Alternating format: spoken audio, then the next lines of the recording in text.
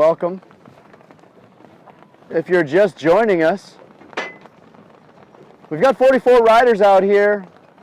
A lot of beautiful kites. We're in the beautiful lagoon off Point Disney here in Mauritius. We've got a tangle behind us, a fly surfer and an ozone. 15 seconds away from the start. A lot of people pushing down towards the other end of the line. 10, 9, 8, 7, 6, 5, 4, 3, 2, 1. All clear, all clear, all clear.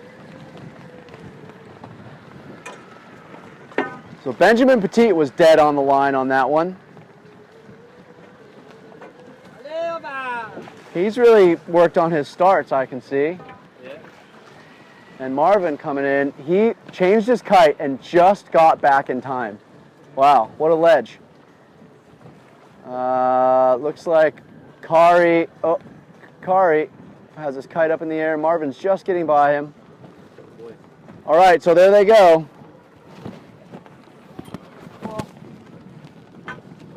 It's really a special thing, this Pro Tour. What we're doing, we've got the best riders in the world, but also, you know, we've got just kind of the locals. We've got some people who are just keen to travel and come to these amazing destinations. Of course, this amazing destination of Mauritius was a must for many of these people. A lot of the Europeans, a lot of the people from down under, Australia, New Zealand. And, you know, we're here. We're having fun. Everyone's staying at the Presqu'île Beach Resort. They've sorted out this amazing rate for everybody. Something like 70 euros a night with breakfast and dinner. Thanks to Presqu'île Beach Resort. I mean, you guys crushed it. Thank you so much. The MPTA, the Mauritius Tourism Board. So boom, there it is. Once again, Johnny, Nico, Axel, and Maxime, all right next to each other, pushing. They all ran into the wall and they're coming back over to the right-hand side. But we're all here at the Presqu'île Beach Resort hanging out. We're at the Club Point Disney, and you know, this is like it's a cool crew. Everyone's hanging out. You know, you get some scratch together and try and buy a couple kites and a couple foils and get a flight or two, and boom, you're hanging out. Not saying it's the cheapest thing to do, but hey, it's better than drugs and casinos, right? Cheaper than sailing. Cheaper than sailing. Cheaper than motorbikes. Cheaper than motorbikes. Probably cheaper than skiing. Strip clubs are expensive, Strip clubs, yeah. Definitely cheaper than that. That's a bad addiction, man. Put your cash out. A lot of people doing different things out there, but this is what we're doing. These riders are having fun, I'll tell you. Cheaper than PlayStation, bro. Yeah, yeah. Depends on your means, but it's a cool brotherhood. We were talking about it just this morning, and sisterhood. It's a crew. We travel the world together. You can join too. Get some kites and get foiling. Learn to tack and a jibe, and boom, you're off. I know we're missing a lot of the riders from North America, Canadian crew. Turn that stupid radio off. It's my radio. Canadian crew, what's up to the Squamish boys? Alberta in the house.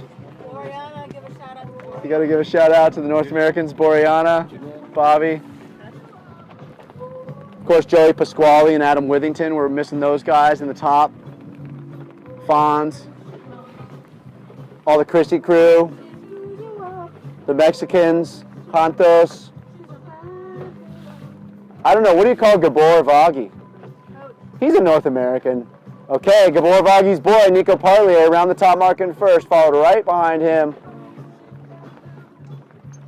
by Maxime Nocher. Johnny Heineken in third, and Axel Mazzella in fourth.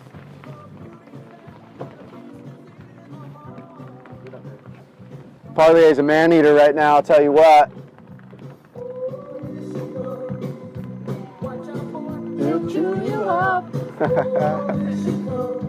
He's a man-eater.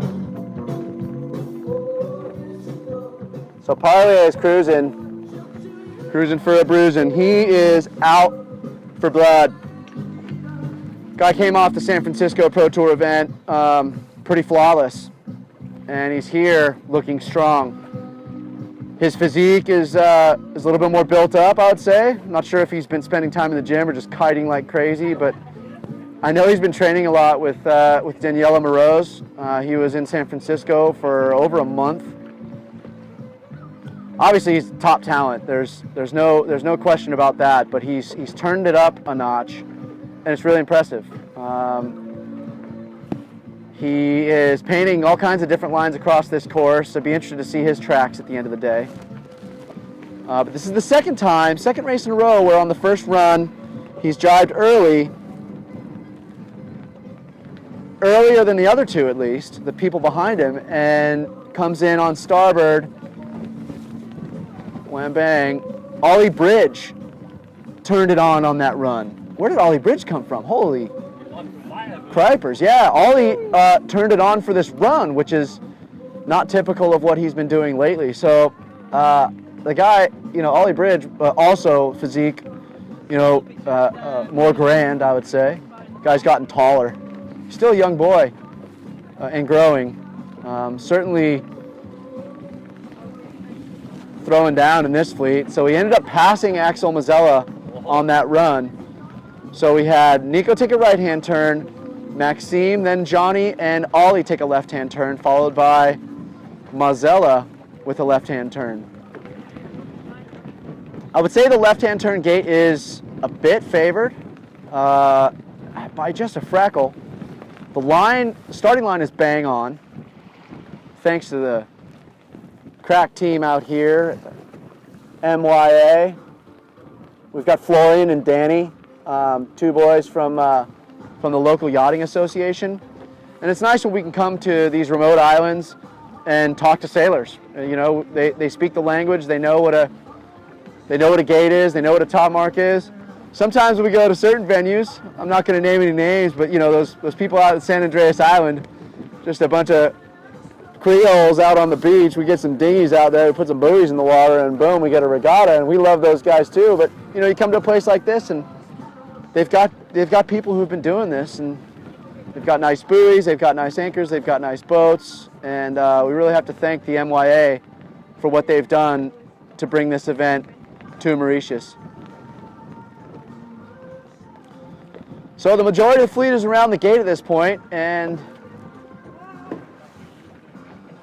the leaders are heading back upwind.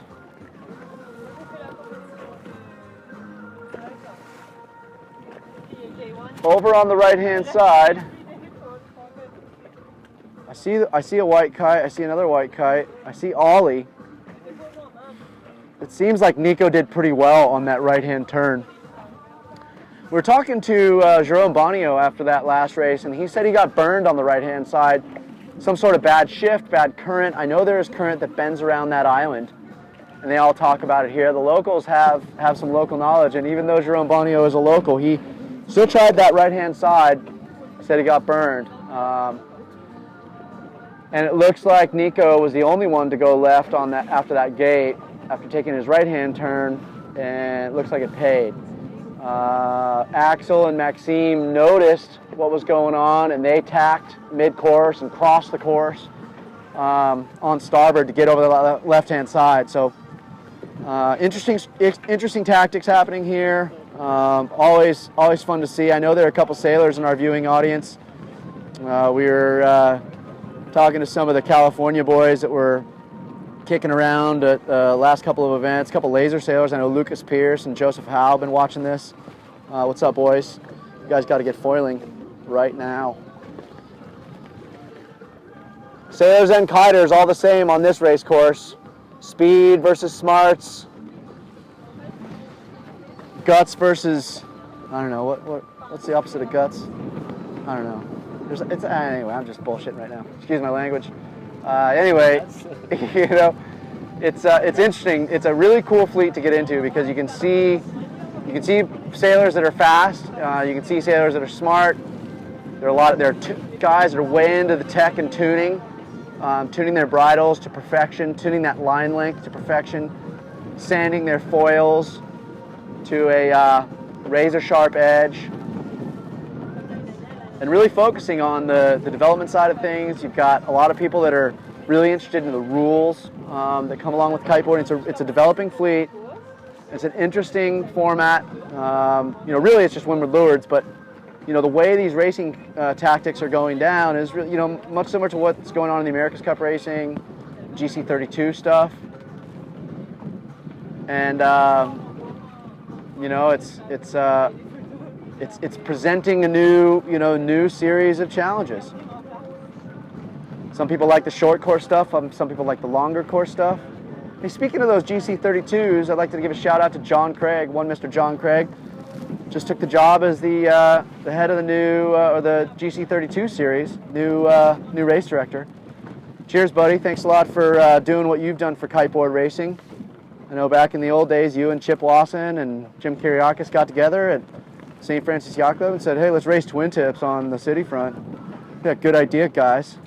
Well, look where it got us. We're hydrofoiling in Mauritius, so cheers, JC. Wish you could be here. Next time, we'll get you out here. You and Despina and the kids, and we'll just hang out on the beach, and you guys can just enjoy and watch what we're doing.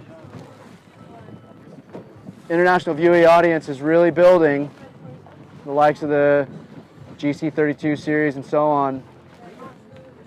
Got over 7,000 likers on the Facebook and more coming in. Our views of our videos are insane. It's a really exciting group. So enough promotion. Now let's get back to the racing action. It looks like Johnny Heineken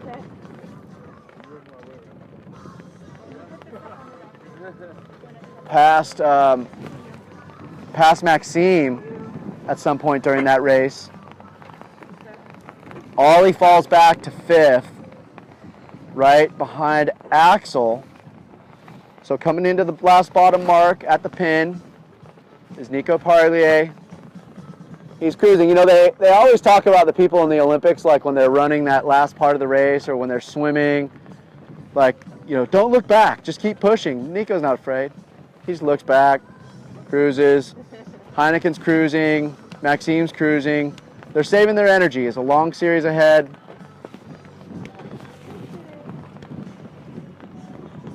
All right, there's Nico Parlier, jersey number 1, crossing through, number 1.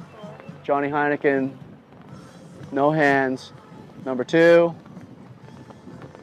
Maxime no share in number 3. Axel Mazzella, number 4. And rounding out the top 5 is Ollie Bridge. Ladies and gentlemen, you're watching the Hydrofoil Pro Tour 2016. We'll be back. An update from the girls' battle. Elena Kalinina comes in first in the girls' group. And then Gina Hewson is followed right behind her. And Daniela Moroz will be right behind her. So the girls all tight in this race, race number 4. Elena, Gina, and Daniela. So no one putting any major points on each other. But it's cool to see Gina in the mix. Boom, Gina Hewson logging a 2. Or, you know, that equivalent number in the girls' fleet. And then here comes Daniela. And somewhere back there is Alexia. Ladies and gentlemen, we'll be back very soon with race number 5. See you soon.